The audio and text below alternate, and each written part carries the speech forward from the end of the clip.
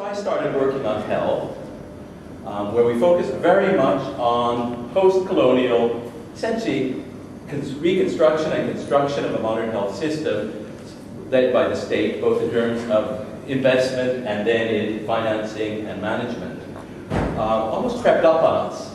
There's been a massive spread of health markets, not intended, not because of anyone's policies, but it's happened. So increasingly in almost every country I work in, every low-income country, many middle-income countries, one finds a wide variety of providers. They might be regulated, they might be unregulated, they might be not-for-profit, they might be for-profit, all sorts providing services and selling drugs. At the same time, the public sector, probably always, but now is more obviously not what those working in advanced market economies think of as a public sector. In other words, the border between being a public sector health worker and markets have become remarkably porous. People may take under-the-counter payments, which is just fee-for-service. They may be selling drugs. They may, in a wonderful study, a colleague of mine did in Bangladesh, who was asked to look at the private sector, found that people then referred their patients from the public sector to their cousin's lab, who then sent them back to the public sector, and then sent them to someone else to get treatment. So there was almost no boundary between what is public and what is private. And finally, as we've gone on, drugs are almost entirely produced privately, obviously often distributed privately, and same with diagnostics. And those private markets interact with the service delivery markets. So we have a rather complicated environment. But what's important for this discussion is those markets have spread much more quickly than institutional arrangements to enable them or to encourage them to perform well. So there are lack of mechanisms to identify and reward quality. There are inadequate systems of accreditation, of regulation, accountability. Often the systems are segmented, so the very rich, if they don't come to Harley Street, go to certified specialists, who then send them back to certified general practitioners, and they're in essentially a health system that doesn't look so different from the United States or here. And the poor are essentially seeking care and services and drugs in disorganized markets from informal providers. So very segmented. And one aspect of this lack of institutional arrangements is we find people have low trust in the health workers, so they're not going to pay them a fee, but they buy drugs. Then they find they sell them too many drugs, so they don't trust them very much. Therefore, they're even less likely to put in money. The reputation of them is low. Donors don't like really putting a lot of money into government health services because they know that they are behaving this way. So we get a vicious circle leading to low efficiency. We have health workers, we have drugs, but rotten health care. And I think most of you recognize that if you're working in a lower middle-income country. We health people like to think we're totally different. We don't really need you folks at all because we're very, very special. And we talk about it in terms of market failures, and the one we particularly, well, I've identified, the second study is going to, the second presentation is going to look more at insurance market failures. I'm looking more at failures in terms of quality. That we say there's information asymmetry. That is, the doctor knows quite a lot about your problem or what you need, and you know almost nothing. And it leads, of course, gives a lot of power to doctors to exploit their patients. We know that health systems work well, need trust-based arrangements to address this information asymmetry, so that the health worker needs to benefit from being good to his patients, and the patients then need to trust them and pay them. We have an unregulated market for outpatient services. It's consistent what happens. I mean, you get low-quality drugs, counterfeit drugs. You may have dangerous or ineffective treatment, unnecessary costs, and emergence of treatment-resistant organisms. So antibiotics that are no longer efficacious, or antimalarials that don't work any longer. So there's lots of bad consequences for an unregulated market. I'm going to look at informal providers, and that in many countries, informal providers, that means people working outside the regulatory system, or as they're otherwise called quacks, or in India, thugs, are a major source of both medical advice and of drugs for the poor. They work outside the professional regulatory arrangement. Usually they are within the small business regulatory system. which usually means they have to pay rents to local governments. And government and professional associations have preferred not to see them as there and have actually not wanted to engage with them at all. In fact, usually pretend they don't exist. Okay, we're talking about a couple studies in Bangladesh and in Nigeria. So in Nigeria, when we did a study, more than half of people who got treatment for malaria got it from a patent medicine vendor, which is a private drug seller. A substantial proportion of the drugs are out of date, or even though there was already a lot of resistance to the standard antimalarials, they were still prescribing them. If they gave the new efficacious treatment, artemisinin, they didn't give it as a combination, but they gave it as monotherapy, which meant there's a risk of resistance emerging. So lots of practices that are undesirable. And I could have added also problems of not knowing when to refer children when they're sick so they can get treatment to save their life.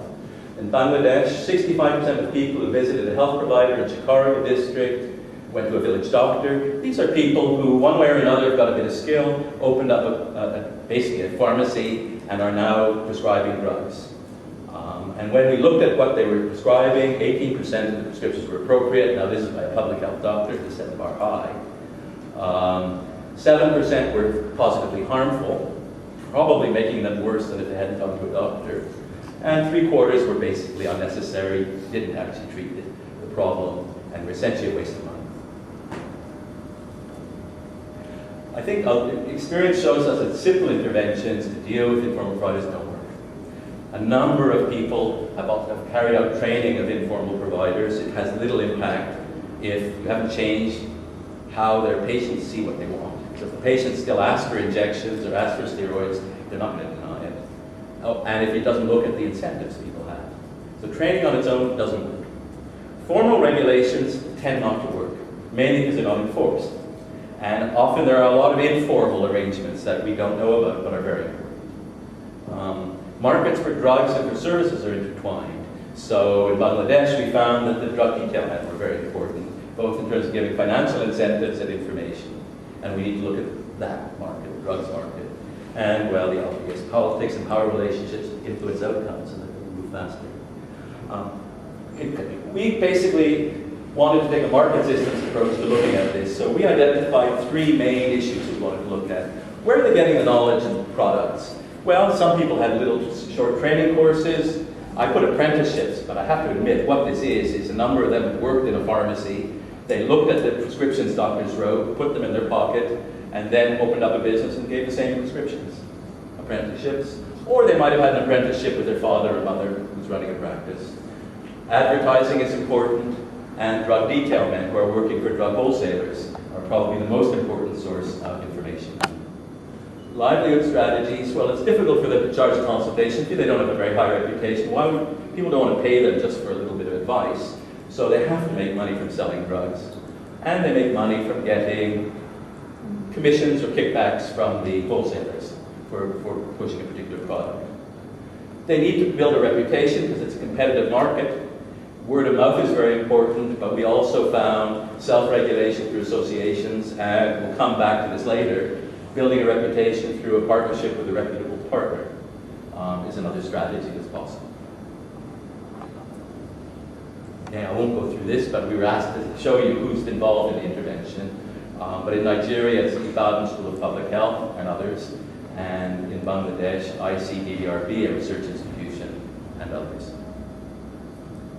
In Nigeria, I have someone who knows Nigeria much better than me here. There was a production of treatment guidelines and training of patent medicine vendors, a desire to work closely with the Association of Patent Medicine Vendors, and there I think it's quite interesting. They're not thought about, but these associations have been there for 50 years.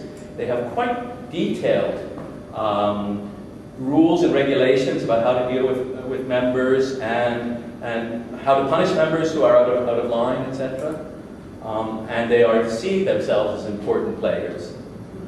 So the attempt was to talk to them about how do we deal with something as serious as counterfeit drugs or use of appropriate drugs, and partnership with local government authority, health services, mainly because the saving of lives requires referral if a particular child is very sick.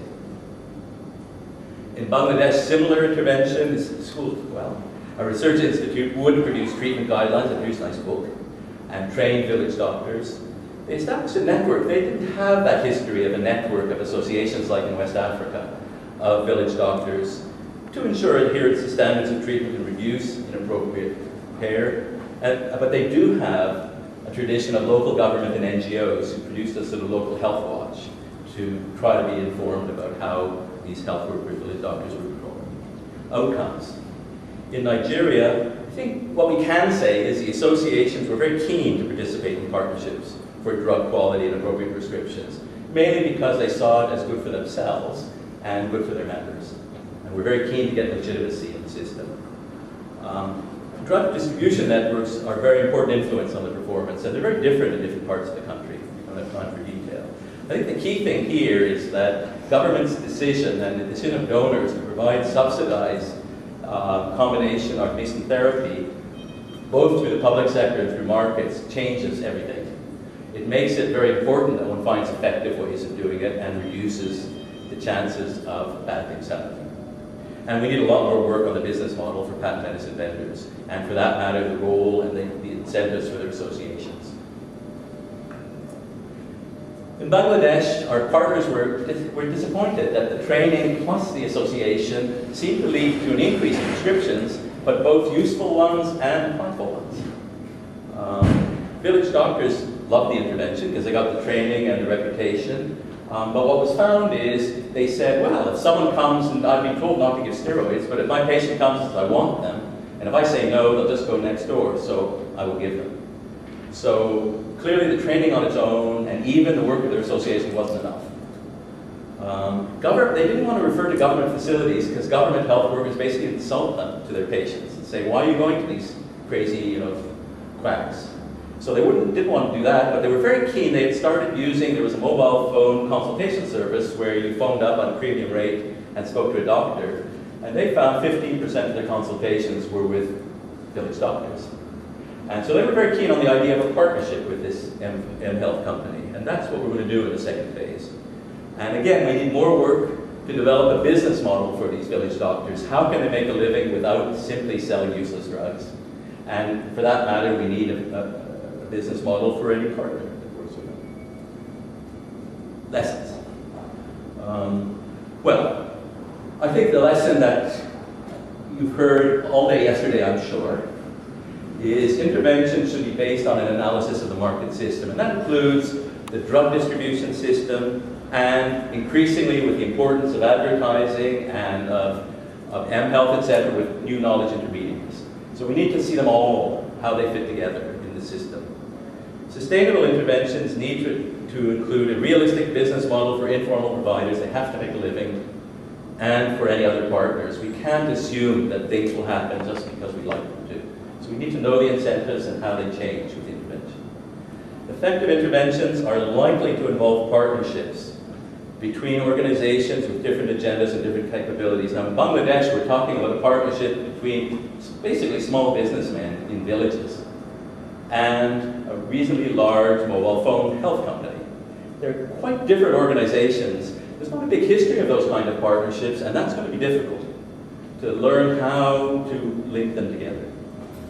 And of course, politics and interest strongly influence outcomes when going to scale. And therefore, effective strategic leadership is needed. Someone has to see where we're heading and to help people align themselves.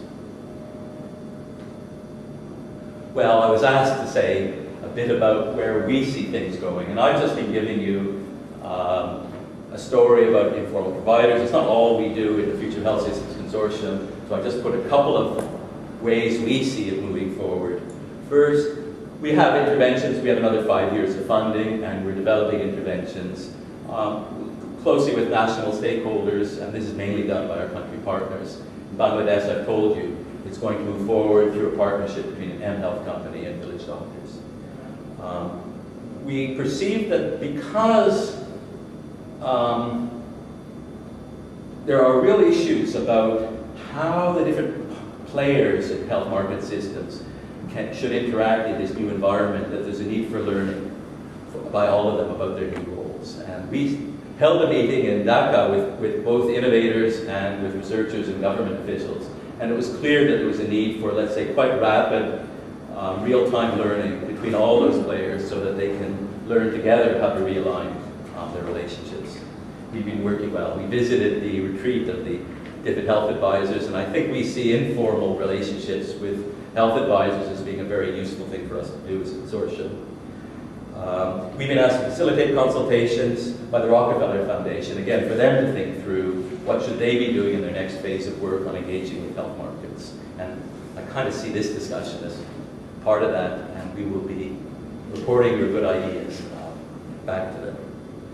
We're participating in the HandShep initiative, but that's more on looking at mining companies and their public-private partnerships. And we're collaborating with the Center for Market Innovation on informal health service providers. Well, aside from this being a story about how engaged we are, I think the thing I'd like you to look at is how many different players are now involved. Where health is 6 to 10% of global GDP. It's reasonably complicated. It's a potentially big market. It's not performing very well, but there's more and more people interested in seeing its problem. And there are quite a few actors now involved, and probably one of the problems is that they haven't figured out how to work together and what are their different roles and how they can engage with each other. Oh well, we gave you that, and this is in case you have more questions about the consortium.